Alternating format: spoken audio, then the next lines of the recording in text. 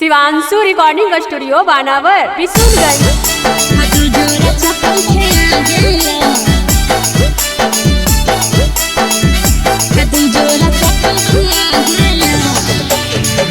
Mix by Manish Arya.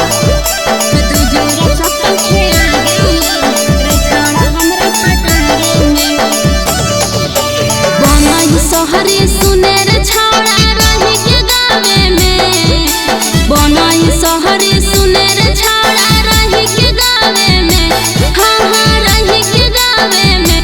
दू जोड़ा चप्पल खेया गेला अरे छौड़ा हमरा पटावे में, दू जोड़ा चप्पल खेया गेला अरे छौड़ा हमरा पटावे में। बनाई सोहरे सुनेर छौड़ा रही के गावे में, बनाई सोहरे सुनेर छौड़ा रही के गावे में, हाँ हाँ रही के गावे में।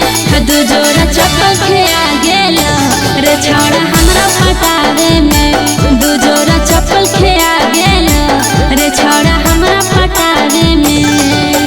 दू जोड़ा चप्पल खेया गेला, दू जोड़ा चप्पल खेया गेला। Mix by Manish Arya. दू जोड़ा चप्पल खेया गेला रे छौड़ा हमरा पटावे में।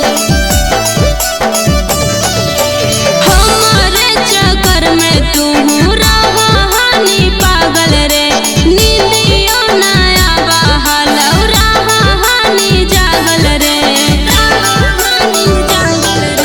हमारे चक्कर में तू रहानी पागल रे, नींदियो नया बहल रहानी जागल रे। पहले से तोरा कोची लगला छोड़ा बतावे में, पहले से तोहरा कोची लगला छोड़ा बतावे में, हेरे तोरा बतावे में।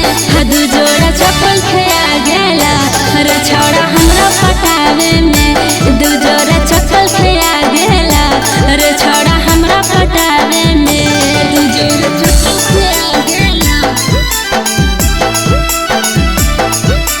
दू जोड़ा चप्पल खेया गेला। शिवांशु रिकॉर्डिंग स्टूडियो बानावर बिशुनगंज। दू जोड़ा चप्पल खेया गेला रे छौड़ा हमरा पटावे में। कितना दिन से नेहावा के कोराहानी पीछा रे, ताबो नाही पूरा होला रोशन तोहर इच्छा रे।